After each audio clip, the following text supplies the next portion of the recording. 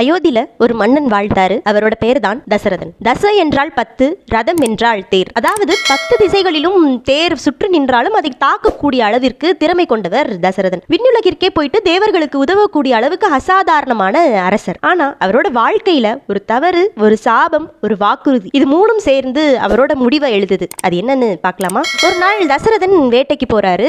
அவரு சப்தவேதி அப்படிங்கிற கலையில சிறந்தவர். அதாவது சப்தவேதினா கண் பார்க்காம சத்தத்தை மட்டுமே கேட்டு அம்பால அடிக்கக்கூடிய திறமை தான் இந்த சப்தவேதி. இந்த திறமை கொண்டவர் இந்த தசரதன். அவர் என்ன பண்றாரு, வேட்டைக்கு போறப்போ யானையோட சத்தம் கேக்குது. இவர் சத்தத்தை கேட்டுட்டு வர்றது யானை தான், இதை நம்ம வேட்டையாடணும் அப்படின்னு நினைச்சிட்டு அம்பை எய்துறாரு.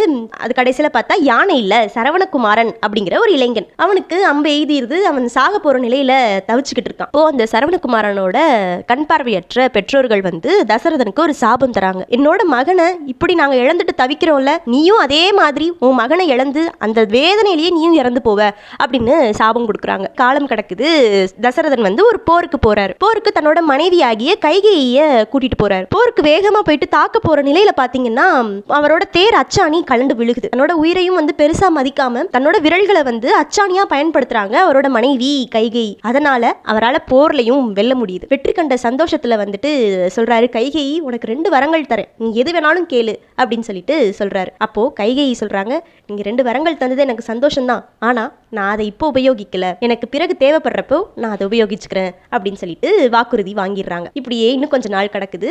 தசரதனுக்கு வயசாகுது. தன்னோட மகன்கள் எல்லாருமே வளர்ந்துடுறாங்க. அதனால ராமருக்கு அவர் முடிசூட்டி வைக்கணும். தன்னோட மூத்த மகன் இல்லையா, அதுவும் பாசமான மகன் தசரதனுக்கு, அதனால அவருக்கு முடிசூட்டணும் அப்படின்னு சொல்லிட்டு முடிசூட்டுறதுக்கு எல்லா ஏற்பாடுகளும் செய்யறாங்க. அயோத்தியை ரொம்ப சந்தோஷமா இருக்கு. அந்த நேரத்துல கூனியோட வேலைனால கைகேயி இந்த 2 வரங்களை உபயோகிக்கிறாங்க. அவங்களோட கணவர்கிட்ட போயிட்டு, நீங்க எனக்கு வாக்கு கொடுத்துருந்தீங்கல்ல, அதை நான் இப்ப கேட்கிறேன். என்னோட முதல் வரம் என்னன்னா, நீங்க பரதனுக்கு தான் முடிசூட்டணும். 2வது வரம், ராமரை 14 ஆண்டுகள் நீங்க வனவாசம் அனுப்பணும் அப்படின்னு சொல்லிட்டு கேட்கறாங்க. இதை கேட்ட உடனே தசரதனுக்கு பெரிய தாக்கம் ஏற்படுறது மனசுல. இருந்தாலும் அவர் வாக்கு கொடுக்கணுமே, சரி நீ சொன்னபடியே ஆகட்டும் அப்படின்னு சொல்லிடுறாரு. ராமரை வனவாசத்துக்கு அனுப்புறதுக்கு ஏற்பாடும் நடக்குது. ராமரும் வனவாசத்துக்கு போறதுக்கு ஒத்துக்கிறாரு இல்லையா, அவரும் வனவாசம் புறப்படுறாரு. இருந்தாலும் தன்னோட ஆசை மகனை இப்படி வனவாசம் அனுப்புறோமே அப்படின்ற துக்கம் அவரால் தாங்கவே முடியல. ரொம்ப பெரிய துயரத்துல இருக்காரு தசரதன். அப்படியே கொஞ்ச நாள்ல அவரு இறந்தும் போறார். அவருக்கு ஏற்பட்ட அந்த சாபமும் பழிக்குது. அதே சமயம் அவர் கொடுத்த வாக்குறுதினால இவருக்கு இழப்பும் ஏற்படுது. தசரதன் நினைச்சிருந்தா அந்த வாக்குறுதியை, என்னால நான் கொடுத்த வாக்கு